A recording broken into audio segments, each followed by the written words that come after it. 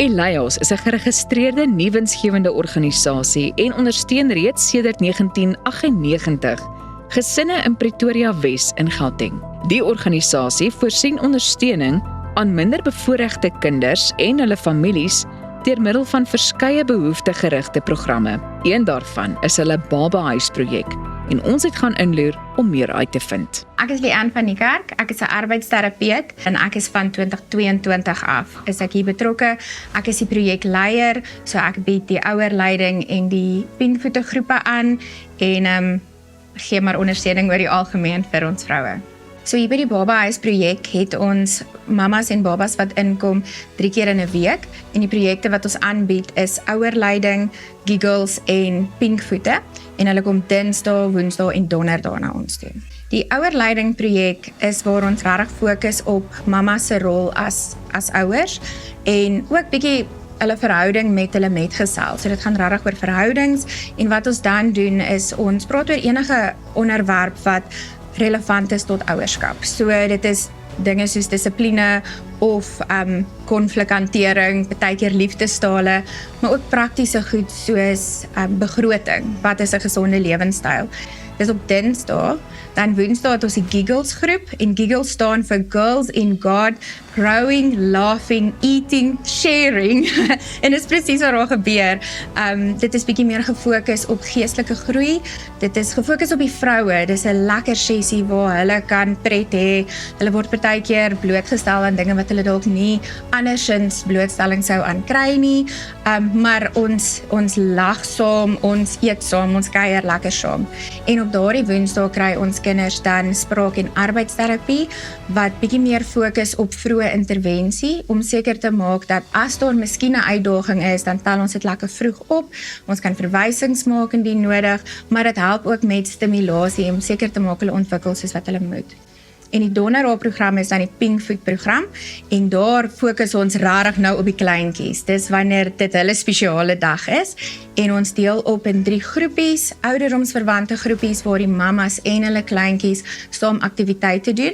So ons leer hulle van normale ontwikkelingsmylpale vir elke ouderdom, maar ons leer hulle ook wat is die tipe van goed wat hulle met hulle kinders by die huis kan doen en dan gee ons hulle die geleentheid om dit hier te oefen. Dis vir ons lekker as die vrouens hierdie praktiese goeders begin toepas in hulle lewens, goed soos begroting, hulle deel dit met hulle mans en hulle mans is nou ook aan boord, jy weet, hulle hou hulle slippies van die winkel af en so begin hulle bietjie beheer vat oor hulle finansies, hierdie klein dingetjies wat alles bymekaar tel om dan op die ou ende 'n groter verskil te maak. En omdat ons hulle sien elke week, omdat ons hierdie persoonlike verhouding met hulle bou, kan ons sien hoe hulle groei en dit is vir my so mooi en dis vir ons so lekker om deel te wees daarvan. Gloria Motibe is 'n vrywilliger wat die babas en kleuters oppas. Sy is 'n opgeleide au pair wat in die hoedanigheid betrokke geraak het. Elios beskryf haar as 'n seun en meen die kinders is gek oor haar. I'm a volunteer. I come here every Tuesday morning for 2 hours. I call it Project Paid Forward. For me, Elios is not just a house for babies. It's my safe place. It's my place of peace. The energy around here is very good. There's love.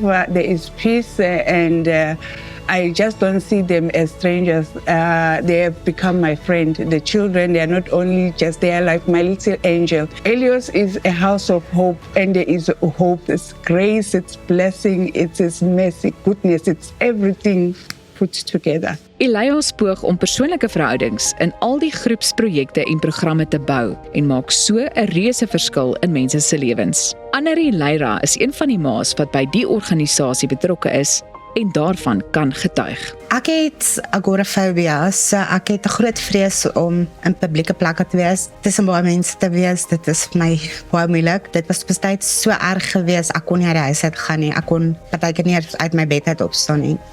En deur ander gebeure of goed wat gebeur het Elios op my pad gekom.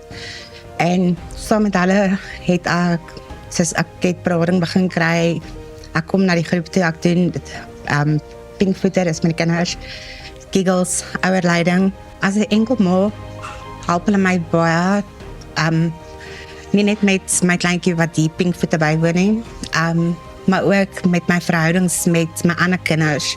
So die girls hier so en selfs die personeel, hulle is nie net girls wat ek hier ontmoet het nie, maar almal hier so, ons is familie.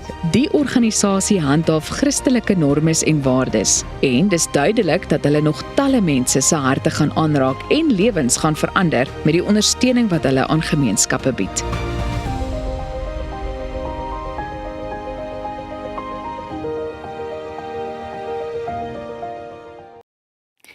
Die toerismebedryf was verlede jaar goed op dreef, maar dit laat 'n mens wonder wat die vooruitsig vir 2026 is.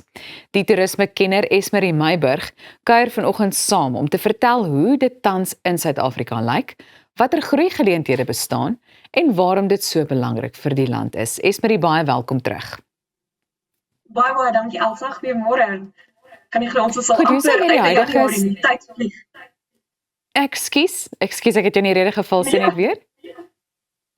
Ja, ek sê ek sal glo verbaas as sal glo einde Januarie tyd vlieg.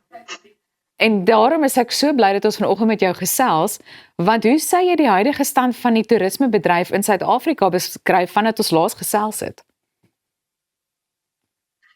Wel, soos jy genoem het, ons het eintlik 'n baie goeie jaar laas jaar gehad vir die toerismebedryf. Teen September het ons al klaar omtrent 7.6 miljoen internasionale toeriste verwelkom en hierdie momentum het net aangehou groei deur die feesseisoen. Veral provinsies soos KwaZulu-Natal en die Wes-Kaap veral het regtig baie groei gesien in hulle feesseisoen.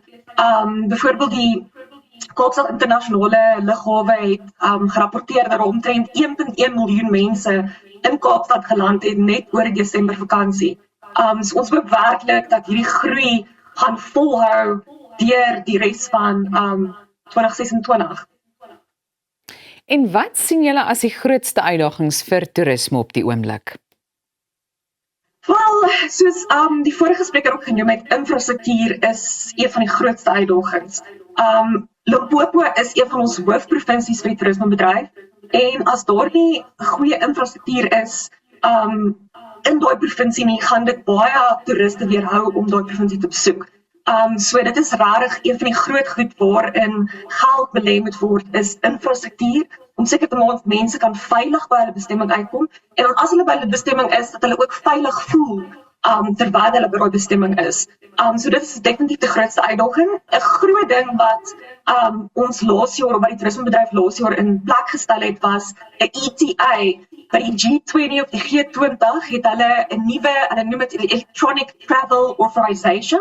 So wat dit beteken is, as jy wil aansoek doen vir 'n visa om Suid-Afrika toe te kom, in plaas daarvan dat jy nou na die ambassade toe gaan of die agentskap en jy vul 1000 vorms in, gebeur alles nou elektronies. So hierdie is 'n nuwe proses wat ons in plek gestel het, of wat die toerismebedryf in plek gestel het, sodat mense wat Suid-Afrika wil besoek, baie makliker 'n visa kan kry en baie geriefliker alles aanlyn kan doen. So dit is 'n positiewe stap definitief hierdie jaar om daai momentum en daai groei vol te bou. Goed, Esmerie, sporttoerisme is wêreldwyd aan die toeneem. Hoekom is dit so 'n belangrike nismark vir Suid-Afrika? Hieroor kan ek heeldag praat. Dit is my groot liefde is sporttoerisme en ek dink die groot rede daarvoor is sport bring mense bymekaar. Ons almal weet as die Springbokke speel, jy wil iewers gaan kyk en alles en daar is nou groot toetse wat Suid-Afrika toe kom van die Springbokke. Waar Nieu-Seeland kom, ander nasionale spanne gaan speel en hierdie bring duisende toeriste in ons land toe en wat lekker is, dit is buite seisoen. So in plaas daarvan dat mense nou net in feesseisoen kom, bring hierdie nou toeriste reg oor die jaar na ons land toe. En die lekker ding van sport is daar so groot verskeidenheid sport en sport soos fietsry en hardloop bring mense nou weer na ander dele van Suid-Afrika toe wat nie noodwendig altyd op hulle lys sal wees om te besoek nie. So ek dink dit is 'n baie groot deel van toerisme wat baie mense onderskat. Nou julle werk wys ook hoe belangrik kultuurtoerisme is. Wat maak 'n kultuurbesienswaardigheid werklik aantreklik vir toeriste? Wel, kultuurtoerisme in Suid-Afrika is ook een van ons groot kompeterende faktore. Ons het so groot diversiteit van natuur, maar net so het ons groot diversiteit van mense. En dit is vir baie toeriste, internasionale toeriste, veral belangrik om te leer oor verskillende lewenstyle, kos, musiek. En dit is wat Suid-Afrika ook uniek maak, is ons het so groot verskeidenheid van verskillende kulture om bloot te stel en om mense aan bloot te stel. Ek dink dit is 'n ding wat ons nog sterker kan fokus, om mense bloot te stel aan die verskillende kulture, verskillende tale, hoe verskillende mense leef en hulle geskiedenis. So dit is iets wat veral ander provinsies wat byvoorbeeld nie 'n kuslyn het nie, kan fokus om mense in Suid-Afrika te kry om te kom sê, kom kyk hoe lewe die Basutos, of kom kyk, leer meer oor die Afrikaner kultuur en ons kos en ons geskiedenis. Dit is 'n groot aantrekkingspunt wat mense na reg oor Suid-Afrika toe kan lok. Nou ons het so 'n bietjie minder as 'n minuut oor, maar wat kan Suid-Afrika beter doen om egtheid te behou, maar terselfdertyd modern en mededingend te bly? Val die groot ding hier is tegnologie. Ons moet ons regulasies en ons hoe ons besprekings doen en hoe ons bemark, dit moet oorbeweeg en gemoderniseer word. So dis die eerste stap, om ons tegnologie aan boord te kry met ander groot internasionale bestemmings, maar ook om dit nie fake te maak nie, as ek die Engelse woord daarvan, om dit authentic te hou. Jy wil nie 'n kultuur adverteer wat jy voorgee. Ja, ekskuus Esmerie, ek gaan jou daar in die rede met val, maar bly ingeskakel, ons is nou weer terug.